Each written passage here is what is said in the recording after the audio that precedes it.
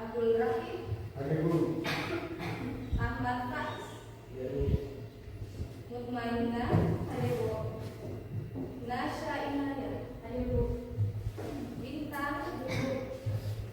Nurkolbi Az-Zahra, hadir Bu. Muhammad Aidil, Hadir Bu. Salwa, hadir Bu. Sufia Mutmainah, hadir Bu. Rahmat Hidayat, Hadir Bu. Fadli, Hadir Bu. Muhammad Fadil Fadli, hadir Bu. Sakti Setiawan, Hadir Bu. alhamdulillah hadir semua ya. Walaupun sakit, oke, ibu mau ingatkan dulu, refresh dulu otaknya anak-anakku yang ada hari ini dan hadir pada hari ini. Kira-kira materi pekan lalu ada yang ingat? Materi pekan lalu kita belajar di bab 2 mengenai aplikasi perkantoran. Kita sudah praktikkan mengenai bagaimana cara kita membuat sebuah file menggunakan aplikasi Word. Sudah ya? Aplikasi Word, aplikasi Word, aplikasi Excel dan juga PowerPoint. Sudah kita praktikkan di lab kemarin dan alhamdulillah ibu lihat progres kalian sudah sangat pesat, sudah bisa sendiri, sudah bisa mandiri setelah ibu ajarkan materinya juga praktikumnya. Dalam kita, ibu mau tanya dulu, kira-kira apa perilaku baik yang kalian lakukan ketika berangkat dari rumah ke sekolah? Apakah ada dari anak-anakku yang ada di sini bisa menyebutkan kira-kira perilaku apa yang kalian lakukan? Perilaku baik apa yang kalian lakukan berangkat dari rumah sampai ke sekolah? Kira-kira ada yang bisa? Oke, silakan. Dari Faiz ya. Oke, coba. Tadi pagi saya membuat waktu dan dia ke masing-masing. Oke, alhamdulillah. Kalimat dari yang disebutkan Ahmad Faiz tadi itu bisa berbentuk sebuah komitmen kepada diri kita sendiri karena dia bangun pagi. Nah, itu contoh perilaku baik yang kita lakukan. Kita memberikan aksi positif untuk diri kita sendiri dengan cara menghargai waktu. Ya, karena di sekolah kan kita ada aturan di sekolah bahwa kita harus datang ke sekolah jam 7.30. Ya, sampai di sekolah. Berarti kalau kita tahu bahwa kita jauh, berarti kita berangkatnya lebih awal lagi. Oke? Lalu selanjutnya ada lagi? Saya Bu, dari pagi saya sarapan pagi secara teratur agar bisa fokus belajar di kelas Bu. Nah, itu juga kalimat yang bisa memberikan vibes positif untuk diri kita sendiri karena kita makan dulu untuk fokus belajar. Kalau kita tidak makan, biasanya kita uring-uringan di sekolah, kita tidak fokus untuk belajar. Yang ketiga ada lagi? Ya, silakan kalau ini. Saya memberi salam dan menyapa dengan ramah kepada orang tua, tetangga, guru dan teman-teman. Oke, baik. Kalau menyapa itu bentuk ramah kita, perilaku baik kita ke sesama. Karena kita berangkat dari sekolah, kita pertama ketemu dengan orang tua dulu ya. Berangkat dari rumah, ketemu orang tua, senyum, membantu orang tua di rumah. Lalu berangkat ketemu tetangga dulu pastinya, teman-teman yang ada sekitar rumah. Berangkat sampai ke sekolah, ketemu teman-teman dulu, memberi senyum itu sebuah perilaku positif ya nanya, sekaligus memberikan aura positif kita ke orang-orang yang memberikan senyum. Kalau ketika kita bertemu dengan teman lalu muka kita jutek, bagaimana rasanya? Pasti bad mood toh? Tidak semangat lagi. Jadi kita harus memberikan aura positif kepada sekeliling kita. Oke, selanjutnya ada lagi. Saya tadi pagi membersihkan lingkungan bersama tanpa menunggu disuruh guru. Itu salah satu contoh yang baik sekali kan? Karena kita bersihkan kelas, kita tidak pentingkan diri kita sendiri saja. Kira-kira di kelas ini adakah ketika membersihkan kelas cuma tempat duduknya saja yang dibersihkan? Tidak toh? Jadi kita berkelakuan baik, kita tidak mementingkan ego kita sendiri, kita juga memikirkan sekeliling kita dengan membersihkan kelas untuk kenyamanan belajar kita bersama. Ya, ada lagi yang ditambahkan perilaku baiknya? Saya Bu, Oke, silakan. saya bangun pagi dan merapikan tempat tidur. Oke, itu salah satu perbuatan yang sangat amat membantu orang tua. Adakah anak-anak yang di sini ketika bangun itu langsung mandi, langsung ke sekolah? Pasti ada sebagian mungkin ya. Jadi itu kalimat yang disebutkan teman kalian adalah salah satu contoh di mana kalian bisa membantu orang tua dulu sebelum berangkat ke sekolah. Karena dengan membersihkan tempat tidur saja itu bisa membantu orang tua. Ya, jangan pas bangun langsung mandi di tempat tidurnya ditinggalkan dalam keadaan kotor, tidak ya.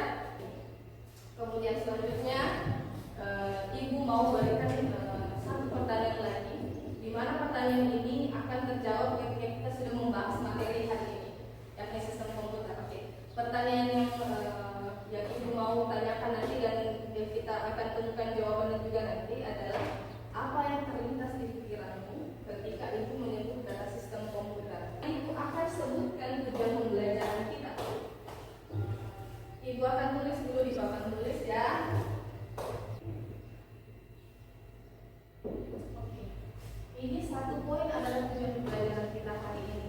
Tujuan pembelajaran kita hari ini adalah kalian anak-anakku peserta yang ada di kelas ini mampu memahami dan mengetahui masing-masing klasifikasi dari komponen hardware, software, dan firmware.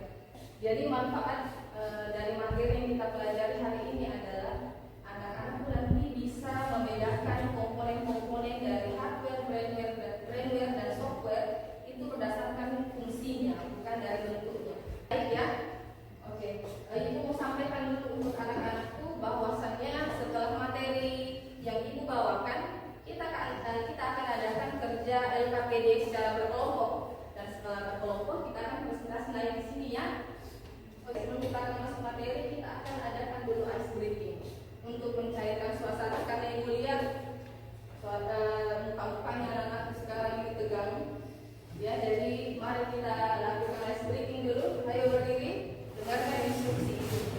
Jadi kita ulang lagi satu kali sebelum kita mulai permainannya. Tepuk 1, 2, 3, 4,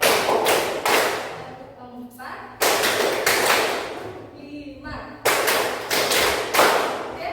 Jadi dengar instruksi dari ibu. Kalau semisal ibu bilang tepuk 1-2 kali, lakukan itu 2 kali. Tepuk 1-2 kali di atas ya. Jadi kalau ibu misalnya tepuk 5-3 kali, jadi lakukan itu 3 kali berulang ya. Jadi kita mulai dulu. Tepuk 1, 2, 3, 4. Sebelum masuk materi, ibu sampaikan masalah utamanya dalam pembelajaran hari ini. Masalah utama yang muncul dalam pembelajaran ini adalah apa sebenarnya yang membuat sebuah komputer itu bisa bekerja secara utuh. Ya, ada dua pertanyaan masalah utama kita dalam pembelajaran hari ini. Yang pertama, apa kira-kira apa masalah yang bisa menyebabkan sebuah komputer itu bisa bekerja secara utuh. Lalu yang kedua, kira-kira komponen apa yang kita butuhkan untuk membuat komputer itu bekerja. Pasal materi. Oke, kita masuk di materi. Apakah itu sistem komputer? Ada yang pernah mendengar kata sistem komputer? Sistem komputer terdiri dari dua kata. Yang pertama sistem dan juga ada komputernya. Jadi sistem komputer adalah kumpulan dari komponen perangkat keras hardware. Ya, perangkat keras hardware. Kenapa perangkat keras dinamakan hardware? Karena perangkat keras itu bahasa Inggris dari perangkat keras adalah hardware. Hard itu adalah keras. Hard itu keras, sedangkan ware itu adalah perangkatnya. Ya, jadi perangkat keras itu adalah hardware. Kalian sebagai anak jurusan dari teknik jaringan komputer dan telekomunikasi itu harus mengenal istilah-istilah dari jurusan kita. Yang pertama adalah hardware, perangkat kerasnya. Jadi kalau di luar sana para siswa-siswa pada umumnya atau orang pada umumnya mengatakan perangkat keras itu adalah benda, komponen. Kalau kita dari jurusan kita itu bilangnya hardware.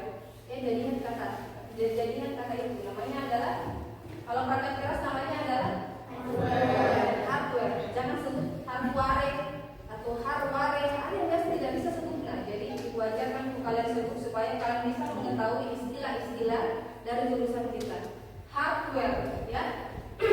Hardware. Lalu lanjut lagi perangkat lunak atau software. Perangkat lunak atau software. Soft itu lunak, ware adalah perangkat. Jadi kedua itu software. Software. Lalu yang ketiga adalah brainware. Brainware itu arti dari brain adalah otak.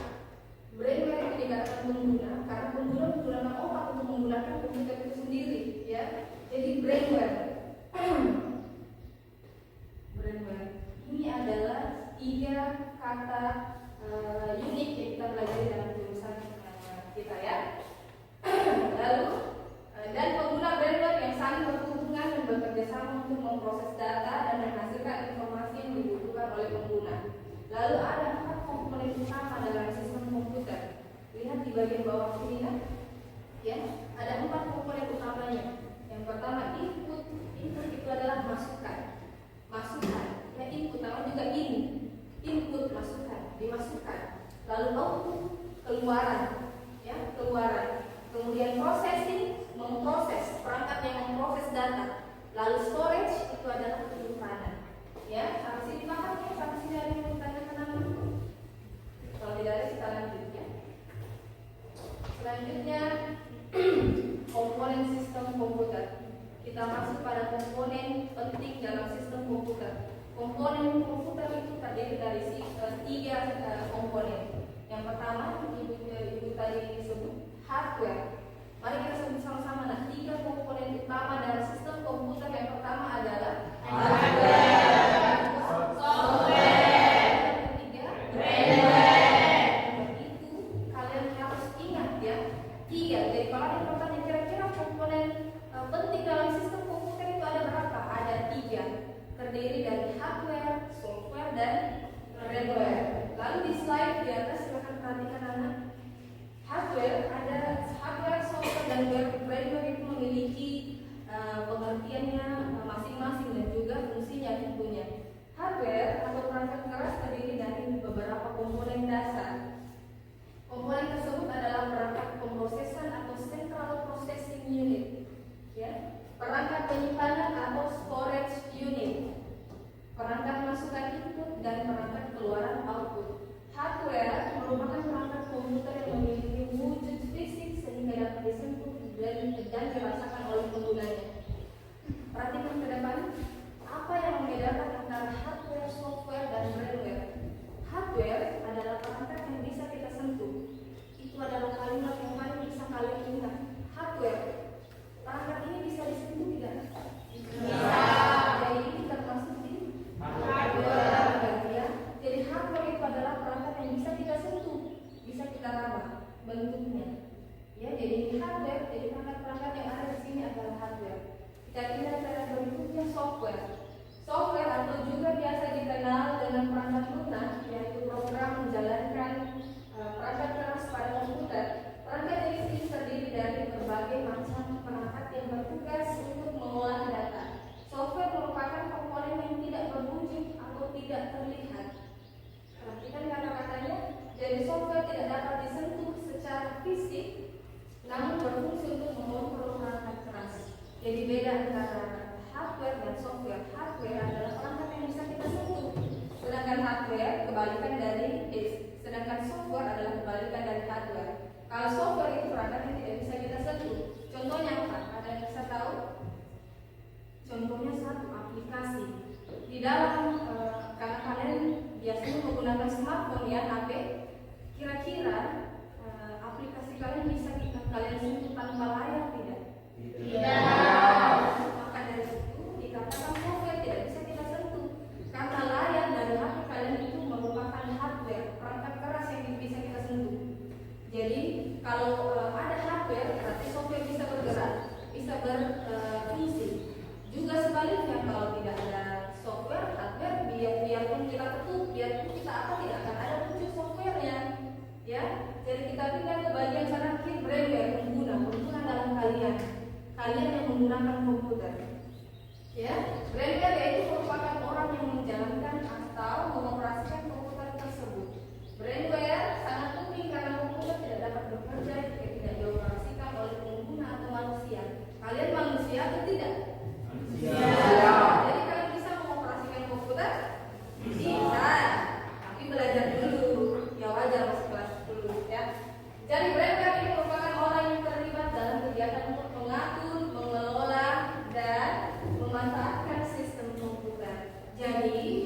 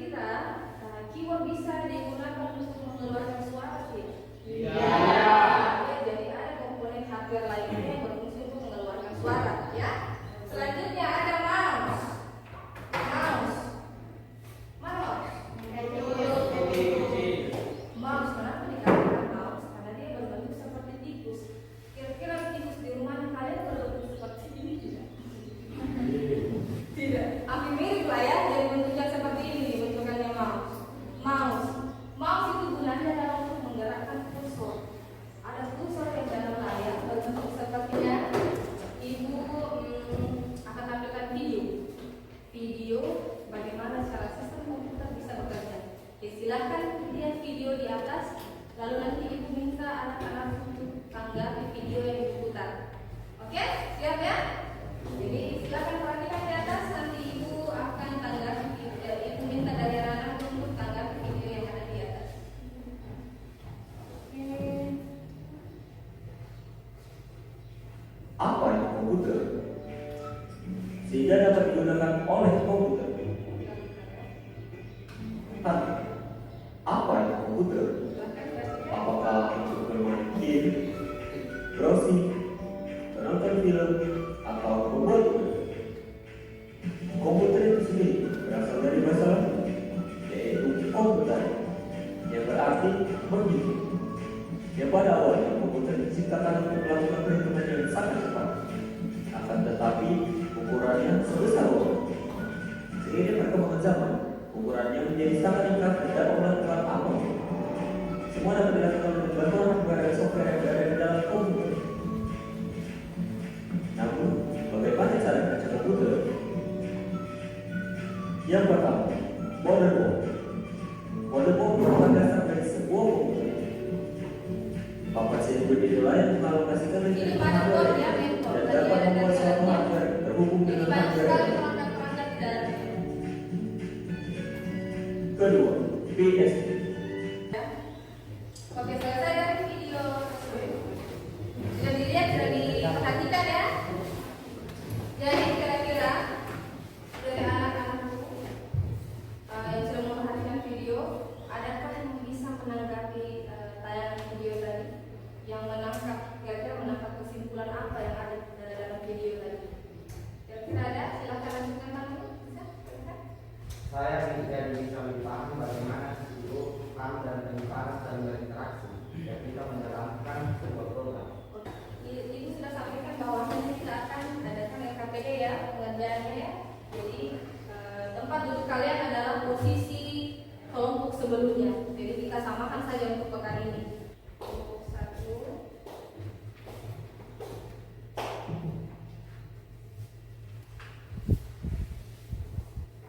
kelompok 2,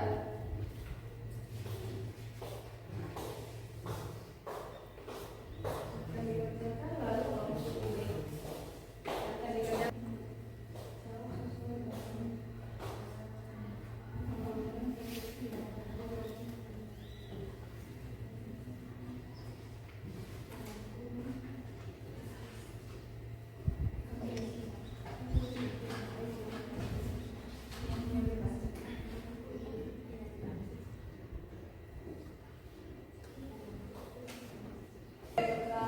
Selamat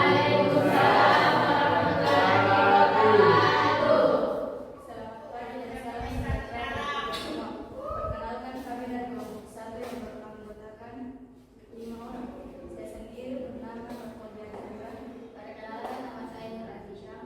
Perkenalkan saya Muhammad Fadli. Perkenalkan saya Rizal. Perkenalkan nama saya Muhammad Hidayat. Saya akan membawakan presentasi kami yang berjudul diagram hubungan antar komponen sistem komputer. Berikut merupakan gambar diagram hubungan antar komponen sistem komputer. Alhamdulillah presentasi hari ini berjalan dengan baik dan lancar dari kelompok 1 sampai dengan kelompok 3. Kita masuk di sesi ada yang namanya panduan refleksi. Ya, panduan refleksi. Di mana ibu mau dari masing-masing kelompok menjawab pertanyaan dari ibu. Ya, panduan refleksi ada 2 pertanyaan. Yang pertama, apa bagian dari sistem komputer yang kita pelajari tadi yang paling kamu pahami hari ini? Lalu apa yang yang kalian dapatkan dari kerjasama kelompok tadi untuk KKPD? Ya, jadi 2 pertanyaan itu ibu harap kalian bisa jawab dan ada perwakilan dari masing-masing kelompok. Sudah siap? Oke. Dari kelompok 1 sudah siap? Ya, silakan baca. Pertanyaan pertama dulu. Pertanyaan pertama, apa bagian yang dari sistem komputer yang kamu pahami dari pelajaran tadi? Saya paling paham tentang hardware seperti CPU dan RAM. Ya. Karena tadi saya belajar bahwa komponen